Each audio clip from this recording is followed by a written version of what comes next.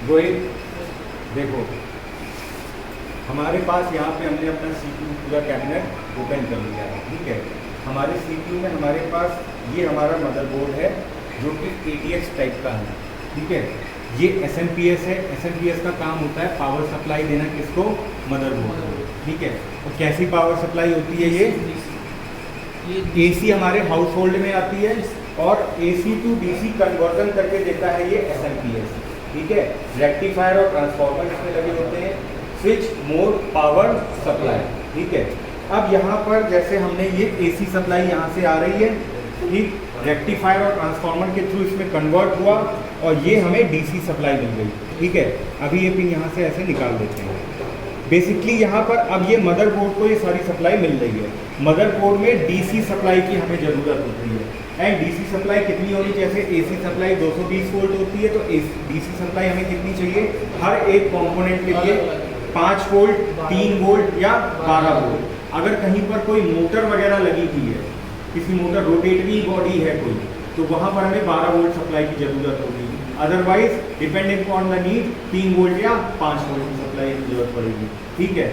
अच्छा, इधर आओ तो इसमें यहाँ पर मदरबोर्ड में तुम्हें कंपोनेंट दिखाएं क्या क्या होते हैं। यहाँ पर आपका ये फ़ैन है, इस फ़ैन के नीचे आपका प्रोसेसर लगा हुआ है, ठीक है। नॉर्थ पेज साउथ पेज ये आपका ये जो आपका SMPS है, SMPS में पावर देने का काम, SMPS से पावर देने का काम कौन करता है, ये ATX पावर कनेक्टर, ये आपका ATX पावर कनेक्टर है। इसके थ्रू आप यहाँ पे SMPS के थ्रू आपकी मदरबोर्ड में आप सप्लाई देते हो, ठीक।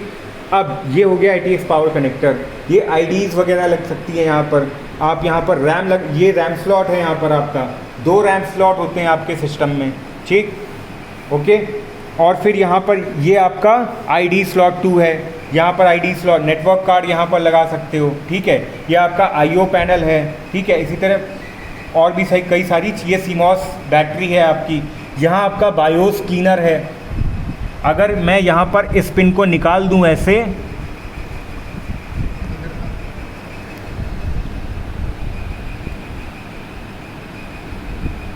ये आपका डायग्नोस कार्ड है।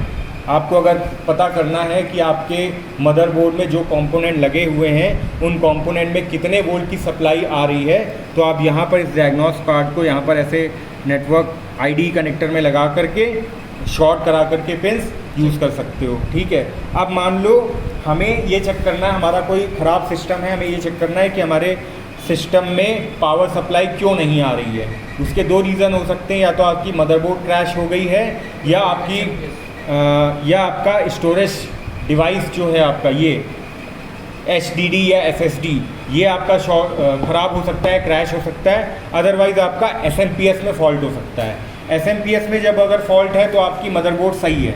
अगर SMPS में फॉल्ट है तो इसको कैसे चेक करते हैं, इधर पे दिखाओ।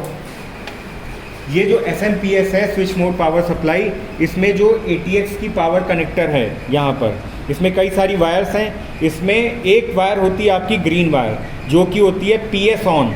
यहाँ पे आप अगर इसका ब्लूप्रिंट देखें तो यहाँ पर कई सारे कलर कोड लिखे हुए हैं। इसमें 4th नंबर पे या किसी भी नंबर पे आपको ग्रीन जहाँ पर मिले इसके नीचे PS ऑन लिखा हुआ है, ठीक है। अब ये ग्रीन वायर और ब्लैक वायर को आपको शॉर्ट कराना है। जंपर केबल दो, ये आपने पावर सप्लाई इसको दे रहे हैं। अब आपको पता करना है कि आपका SMPS काम करता है या नहीं करता है, ठीक। सबसे पहले अगर सिस्टम फॉल्ट आपको देखनी है तो सबसे पहले आप SMPS चेक करते हो, पहले ही मदरबोर्ड चेक नहीं करते हैं, पहले SMPS चेक करते हैं। तो मान लो हमने यहाँ पर ये है हमारी ग्रीन वायर, ठीक है, इसको पकड़ो। 4th नंबर पे हमारी ग्रीन वायर है। जंपर केबल को हम लगाते हैं यहाँ पर,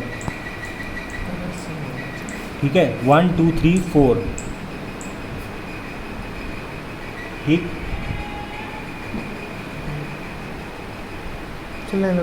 इस तरह जैसे इसको शॉर्ट कराओगे PS ऑन और ग्राउंड को, तो आपको यहाँ पर इसका फ़ैन चलता हुआ दिखाई देगा।